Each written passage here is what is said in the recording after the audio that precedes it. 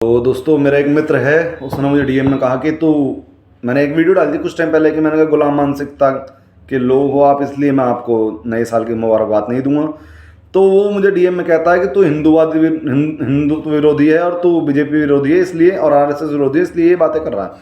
तो भाई मैं बता दूं, मेरी पूरी वीडियो देखी, मैंने सिर्फ उसमें बीजेपी की बात नहीं करी। दूसरी चीज़, मैं सिर्फ हिंदुवाद विरोधी या फिर बीजेपी विरोधी नहीं हूँ। मैं सारे ही वाद विवाद के बीच में फंस के जो लोग किसी विचारधारा के मानसिक गुलाम हो जाते हैं, मैं उनके विरोध में हूँ। हमारा देश विदेशी आक्रमणकारी कह सकते हैं, मुसलमान कह सकते हैं, विदेशी मुसलमानों के जो 400 500 या 700 साल का राज है उसमें रहा, ठीक है, वो उनका राज रहा सबसे बड़ी बात इतने साल। वो उसके कारण ये था कि हमारी गुलाम मानसिकता थी। हमारे 2-4 राजा महाराजे अगर उनसे लड़ भी रहे होते थे तो सारा देश खड़ा होकर देख रहा होता था। बाकी का गुलाम मानसिकता थी, हम उसके अभ्यस्त हो चुके थे। इसी तरीके से अंग्रेज आए, 1 लाख अंग्रेज, यार कुछ भी नहीं है 1 लाख। 20-30 करोड़ तो हम रहे होंगे, 2 करोड़ तो रहे होंगे, कम 2 करोड़ तो खैर बहुत पहले रहे थे, 20-30 करोड़ तो रहे होंगे। 1 लाख लोग हम पे राज करके चले गए। गुलाम मानसिकता थी, हम अभ्यस्त हो गए थे उनके राज के भी। जो मिलता हम तो कहते भाई ठीक है, ये कर रहा है कोई बात नहीं, करने दे, क्या ही फर्क पड़ता है ना। ऐसे ही अब फिर कांग्रेस आई, कांग्रेस इतने साल कांग्रेस ने भाई देखो, नेहरू ने राज करा, इसने इंदिरा गांधी ने राज करा, राजीव गांधी ने राज करा, उससे अलग फिर लाल बहादुर शास्त्री ने राज करा, कई ने राज करा, मगर रही तो कांग्रेस एक ही पार्टी रही। जबकि आप लोकतंत्र में थे, आपको पता थी कि आप हर 5 साल में नई पार्टी चुन सकते, पर आप फिर भी एक ही पार्टी को चुनते थे, खड़ी भी एक ही पार्टी को होने देते थे। आज अगर बीजेपी आ गई है तो 15 साल होने वाले हैं बीजेपी को, एक ही पार्टी को आपने पावर दे दी पूरी। सत्ता को निरंकुश मत छोड़ो। जब भी सत्ता निरंकुश होगी वो आपके खिलाफ ही काम करेगी। वो लोग सिर्फ अपने लिए काम करेंगे। सत्ता का काम होता है, सत्ता क्यों बनाई जाती है कि भाई एक बहुत बड़ा गुट है, उसके तुम लीडर चुन दिए गए हो, अब तुम्हारा काम है, तुम्हारा दायित्व है कि इन लोगों के लिए काम तुम्हें करना है। और हम क्या कर रहे हैं, हम सोच रहे हैं कि ये जो सत्ता है, सत्ता नहीं है, ये भगवान है, प्रभु है, नॉन बायोलॉजिकल है। क्या यार मूर्खता वाली बातें हैं। यही तो गुलाम मानसिकता है। और है क्या गुलाम मानसिकता? किसी व्यक्ति से बात करने लगो, भाई तू यार क्यों बीजेपी के लिए अंधभक्त हो रहा है, तू बीजेपी के लिए अंधभक्त बता रहा है मुझे, मैं तो अपने भगवान मोदी जी जो हमारे हिंदुओं की रक्षा। अरे क्यों मोदी जी करेंगे हिंदुओं की रक्षा, पता है तुम्हें? क्योंकि हम हिंदू जो हैं, हम हिंदू भारत के ही वासी हैं, है ना, भारत में हैं हम, भारत की नागरिकता है हम सब पे, तो हमारी रक्षा करने का दायित्व है उसका। वो कोई हम पे एहसान नहीं करने आया है, उनका दायित्व है, उनका काम है वो। और हम क्या सोच रहे हो, तो एहसान कर रहे हैं यार। अबे गधो, ये भी तो सोचो, बनाया भी तो तुम नहीं है उसे, तुम पर क्या घंटा एहसान करेगा वो।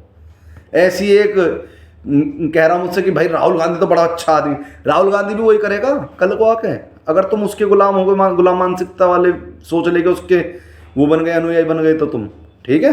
अनुयायी नहीं बनना किसी का यार, हमें जैसे हैं उन्हें करने दो, उनसे साफ कह दो भैया काम करेगा तो रखेंगे, नहीं तो चल निकले यहाँ से, हम किसी और को वोट दे देंगे, 5 साल में चुनाव आते हैं। समझो बात को यार, गुलाम मानसिकता नहीं रखनी है हमें। आज़ाद देश के आज़ाद नागरिक हैं हम, आज़ाद सोच रखो। ये क्या बंदी बंधाई सोच लेके चलते हो, हिंदुत्व की सोच लेके चल रहे हो, चलो अच्छी बात है, आप अपने धर्म की बात करते हो, तो हिंदुत्व में सर्वोपरि जो है ना, मोदी नहीं है। हिंदुत्व में सर्वोपरि है हमारे वेद, हमारे पुराण, हमारी उपनिषद, हमारी उपवेद, ठीक है, हमारे ग्रंथ, हमारे शास्त्र, इनका अध्ययन करो, इनको पूजो, इनमें जो लिखा उसे मान लो। मुसलमानों से भी यही बात कहूँगा मैं। मुसलमान जो है भाई, वो आपका सुपीरियर लीडर ईरान का अताउल्लाह खमैनी नहीं है, ठीक है, खमैनी क्या है उसका नाम मैं बोल नहीं पा रहा, खमैनी जो है ना, वो है आपका सुप्रीम लीडर, ना आपका सुप्रीम लीडर और कोई जो आज की डेट में मुसलमानों को लीडर बना हुआ नहीं है भाई, ना सऊदी अरब आपके सुप्रीम लीडर थे पैगंबर मोहम्मद साहब, ठीक है। उन्होंने आपको कुरान दे दिया आपके हाथ में, भाई कुरान को पढ़ो, कुरान पाक को, उसमें जो शिक्षा दी गई है उसे पढ़ के उस पर अमल करो। अगर अच्छी शिक्षा है, जो अच्छी नहीं है या आपको समझ में नहीं आ रही है कि अच्छी नहीं है या नहीं, उस पर अमल मत करो। कोई बात तो उन्होंने थोपी है नहीं तुम पे, हदीसें हैं, सब चीज़ें। यही बात ईसाइयत के लिए कहना चाहूँगा कि जीसस क्राइस्ट है तुम्हारे सुप्रीम लीडर, तुम्हारा सुप्रीम लीडर पोप नहीं है, पोप की नहीं माननी है तुम्हें, ठीक है। इसी तरीके से सिखों से कहना चाहूँगा कि भैया तुम्हारे सुप्रीम लीडर जो थे गुरु नानक साहिब थे, वो गुरु गोविंद साहिब थे, गुरु तेग बहादुर साहिब थे, गुरु अर्जन सिंह थे। आज जो तुम्हारे सुप्रीम लीडर बने बैठे वो नहीं है, न खालिस्तान तुम्हारा सुप्रीम लीडर है। कोई सिख ऐसा मानता है, तो सबको नहीं कह रहा मैं, कोई सिख अगर ऐसा मानता है ना कि खालिस्तान ही तुम्हारे सुप्रीम लीडर, वो भी नहीं है। तो सिंपल सी चीज़ ये है कि गुलाम मानसिकता से बाहर आओ। जिस दिन गुलाम मानसिकता से बाहर आ जाओगे उस दिन आप लोगों को ये पता चलेगा कि ये जीवन सच में कितना खूबसूरत है, क्योंकि ये देश खूबसूरत हो जाएगा। इस देश में गंदगी हुई पड़ी है, तुम्हारी गुलाम मानसिकता के चक्कर में जीवन नरक हुआ पड़ा है। तुम्हारी नदियाँ कर दी तबाह, ठीक है, तुम्हारी हवा तबाह कर रखी है, तुम्हारा खाना दूषित है, तुम्हारा पानी दूषित है, तुम्हारी लड़कियों के रेप हो रहे हैं खुलेआम, उनके खिलाफ कार्रवाई होती है, नहीं भी होती है, ठीक है। लड़कियां गायब हो रही हैं पिछले 5-6 सालों में। अगर तुम एक आंकड़ा निकालो तो तुम्हें पता चलेगा लाखों लड़कियां गायब हो चुकी है भारत के अंदर। और भाई हत्याएं हो रही हैं, बदमाशों की गैंग जो हैं, गैंगस्टरों की, वो बहुत बढ़िया करके काम कर रही हैं। कुछ भी बढ़िया नहीं हो रहा यार, सब भट्टा बैठ चुका है। सारी जो ये क्या नाम है, इंडस्ट्रियलिस्ट हैं, जिनका काम होना चाहिए 2 पैसा अपने लिए कमाएं, कुछ काम देश के लिए करें और टैक्स दें, वो क्या कर रहे हैं, सारा पैसा अपने लिए कमा रहे हैं, देश का भट्टा बैठा रहे हैं और टैक्स बचा रहे हैं, ठीक है, तरह तरह की तरीक़ों से। तो भैया तुम पे कुछ नहीं बचा है, तुम्हारा जो जीवन है उसे नरक बना दिया जा चुका है।